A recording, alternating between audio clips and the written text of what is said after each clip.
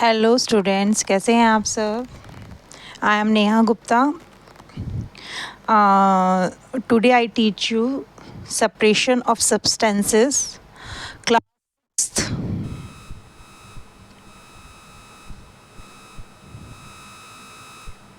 Today I teach you separation of substances class 6 chapter 3 NCERT subject science easy notes।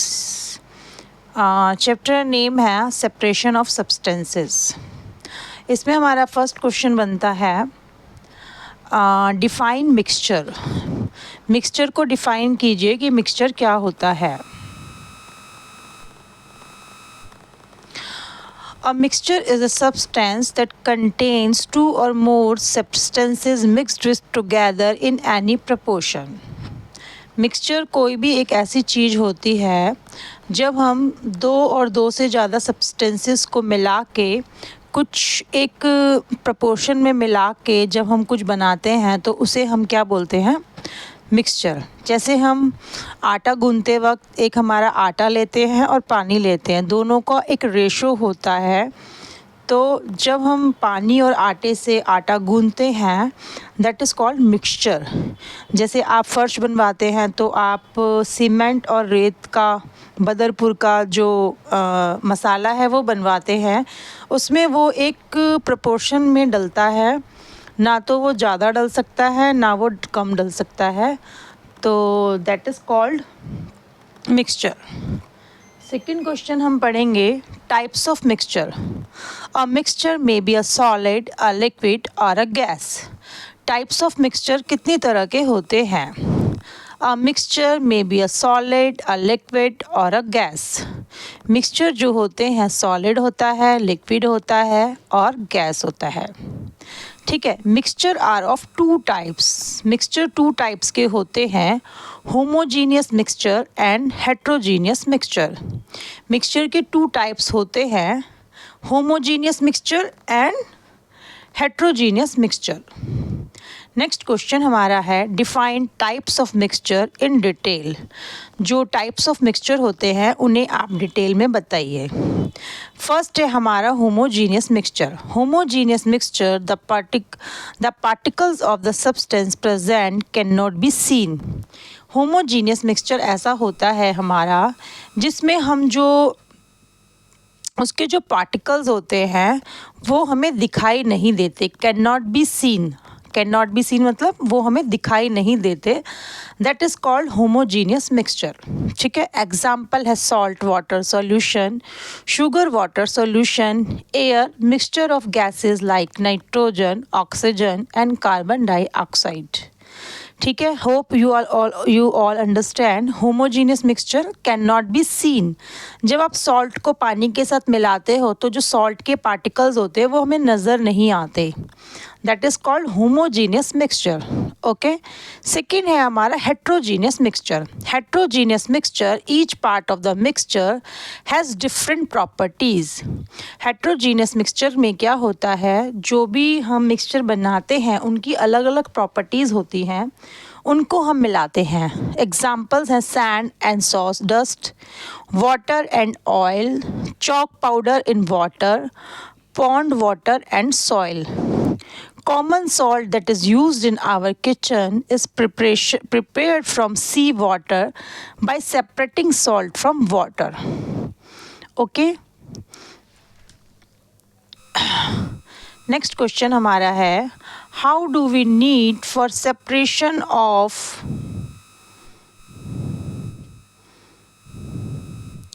How do we need for separation of substances in a mixture? Give reason. How do we need for separation of substances in a mixture with give reason? हमें किसी भी mixture में से जो substances होते हैं उनको अलग करने की ज़रूरत क्यों पड़ती है।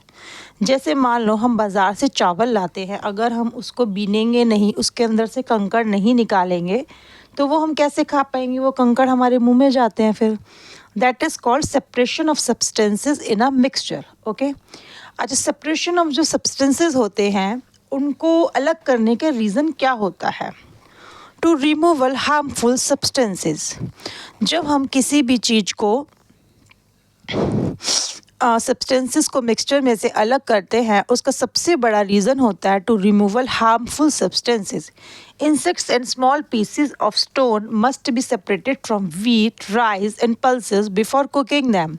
आपने देखा होगा जब भी हम चावल बनाते हैं, गेहूँ हम पिसवाते हैं, तो सबसे पहले गेहूँ को साफ़ किया जाता है. उसके अंदर जो कंकड़ होते हैं छोटे छोटे, उसका छिलका होता है और भी जो सब्सटेंसेस होते हैं उसको हमें अलग करना होता है, तभी वो खाने के लायक बनता है. अगर हम वीट को पिसवाने से पहले उसको साफ़ नहीं करेंगे, राइस को हम साफ़ नहीं करेंगे, दालों को हम साफ़ नहीं करेंगे बिफ़ोर कुकिंग दैम, उनको बनाने से पहले अगर हम उनको साफ़ नहीं करेंगे तो क्या है, वो हमारे खाने लायक नहीं रहती है. ठीक है. सेकेंड रीज़न है हमारा टू ऑब्टेन यूज़फुल कंपोनेंट्स. कभी कभी हमें सेपरेशन ऑफ सब्सटेंसेस की ज़रूरत किस लिए पड़ती है? To obtain useful component. हमें कोई भी कंपोनेंट होता है उसमें से यूज़फुल कंपोनेंट को निकालने के लिए सेपरेशन की ज़रूरत पड़ती है.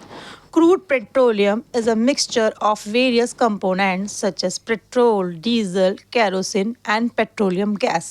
We separate the components of petroleum to obtain these useful components.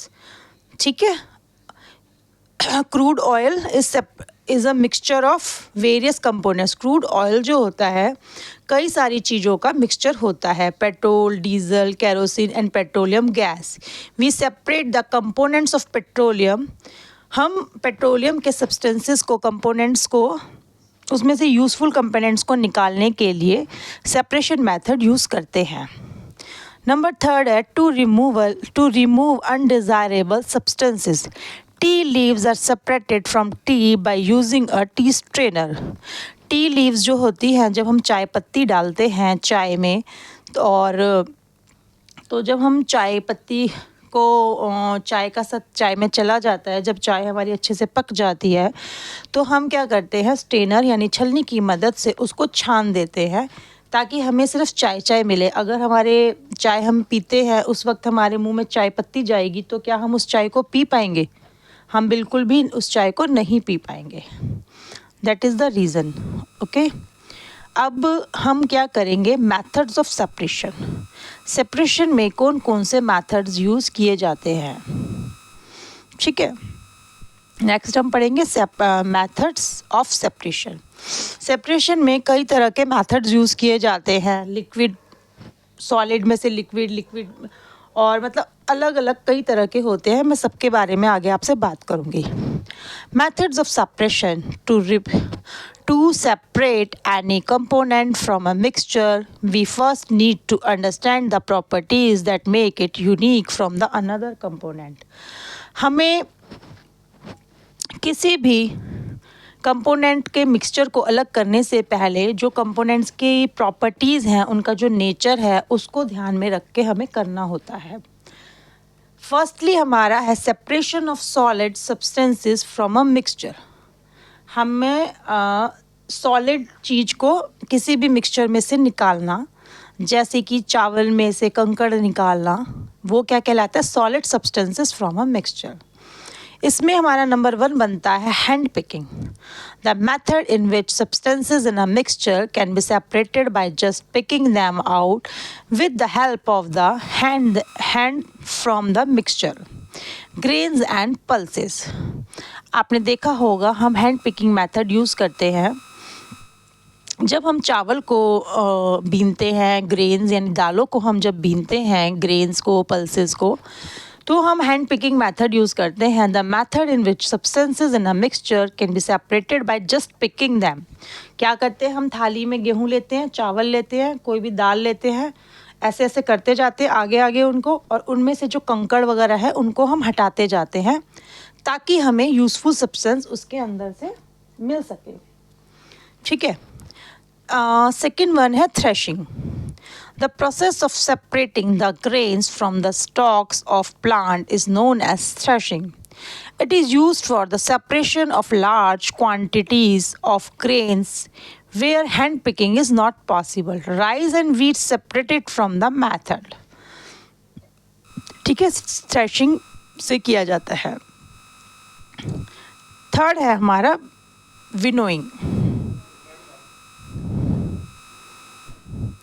The process of separating lighter components like husks from heavier components such as rice or wheat grains by the wind is known as winnowing.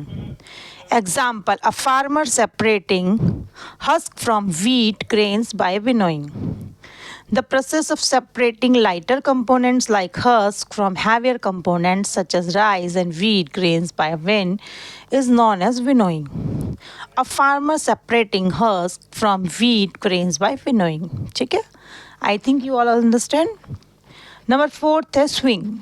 The method of separating the components of a mixture that are of different sizes by using a sieve is called swing. This method is used to separate wheat bran from flour. Okay.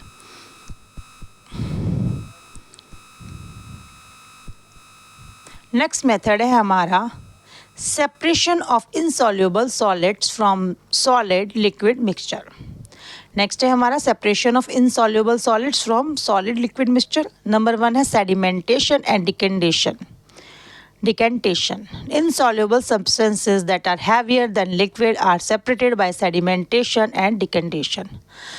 The process of setting down of heavier insoluble particles at the bottom of a liquid is called sedimentation. The process of pouring out a clear liquid from a vessel without disturbing the sediment is called decantation. Example, a mixture of oil and water can be separated by this method. Number 2 है हमारा filtration. The process of separating insoluble substances from liquid using a filter is called filtration. Removing seeds and pulp from fruits and vegetable juices. Filtration का method हम किस में use करते हैं? Removing seeds and pulp from fruits and vegetable juices. Next हमारा है separating paneer from milk through a fine filtering cloth और अ strainer. ठीक है, हम जब पनीर बनाते हैं तो एक हम मसलिन क्लॉथ लेते हैं, उससे हम पनीर का पानी छानते हैं. That is called filtration. Okay. Next हमारा है separation of soluble solids from a mixture. इसमें फर्स्ट पॉइंट है evaporation. The process of liquid into its vapor on heating is called evaporation.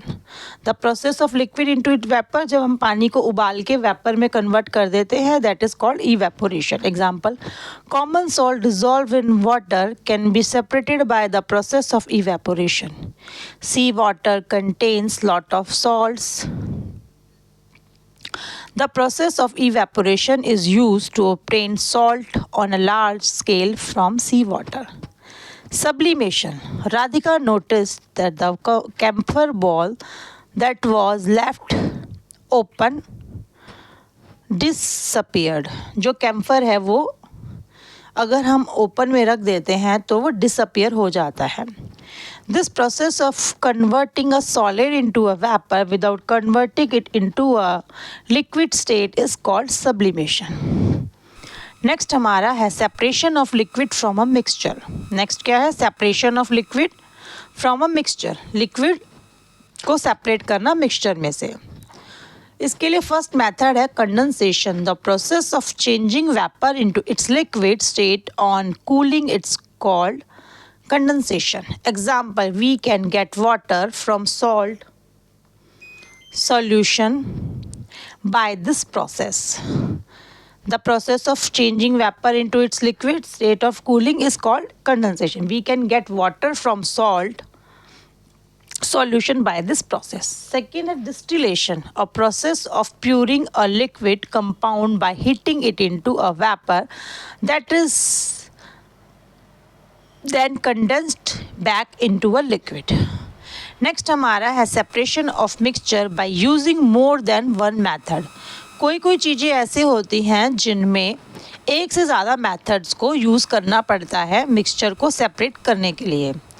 Sometime one method is not sufficient to separate the different substances present in a mixture. In such a situation, we need to use more than one or these methods. Describe water. कुछ चीज़ें ऐसी होती हैं जिनमें हम एक से ज़्यादा मेथड्स को यूज़ करते हैं, ठीक है। नेक्स्ट क्वेश्चन हमारा बनता है describe water as universal solvent why. इसमें हमसे पूछा गया है कि क्या जो वाटर होता है यूनिवर्सल सॉल्वेंट होता है, मतलब उसमें सब कुछ घुल जाता है, सॉल्वेंट होता है। Water has the ability to dissolve many substances like sugar and salt, thus it is termed as universal solvent। ठीक है, वाटर में sugar and salt easily dissolve हो जाते हैं, घुल जाते हैं। इस प्रॉपर्टी के कारण हम जो वाटर होता है उसको यूनिवर्सल सॉल्वेंट कहते हैं। When we dissolve a substance in water, a solution is formed। When we dissolve a substance in water, जब हम किसी भी चीज़ को वाटर में मिलाते हैं like salt and sugar, a solution is formed. Salt is soluble in water, is called soluble in water. Sand is insoluble in water, that's why sand is called insoluble in water. Salt जो है पानी में घुल जाता है, sugar पानी में घुल जाता है, इसलिए उनको क्या बोलते हैं, salt and sugar को, that is called soluble in water. Sand is insoluble in water, that's why sand is called insoluble in water। ठीक है। नेक्स्ट क्वेश्चन है हमारा define saturated solution. A solution in which no more substances can be dissolve at a given temperature is called a saturated solution. ठीक है। अब next हमारा question बनता है last question, solubility of gases in water. Water की solubility of gases in water। Define solubility of gases in water कि गैसें पानी में किस तरह घुलती हैं और क्या होता है, मतलब गैसेस का पानी में घुल जाना, मतलब उसको हमें डिफाइन करना है। Gases dissolve in water to a small extent but their solubility gets affected by changes in temperature and pressure। जो गैसेस का पानी में घुलना है वो टेम्परेचर एंड प्रेशर पे डिपेंड करता है। Solubility of gases in water decrease with rise in temperature and increase with decrease in temperature. ठीक है। Aquatic animals use oxygen dissolve in water. जो एक्वेटिक एनिमल्स होते हैं पानी में जो घुली हुई ऑक्सीजन है उसके द्वारा ही सांस लेते हैं, that is called solubility of gases in water. Students, उम्मीद करती हूँ आपको ये मेरी क्लास पसंद आई होगी। नेक्स्ट क्लास में हम चैप्टर 4 के साथ साइंस के मिलते हैं। और अगर आपको मेरी वीडियो पसंद आई हो तो please subscribe my channel, like share and comment. Bye bye दोस्तों, फिर मिलते हैं नेक्स्ट क्लास में।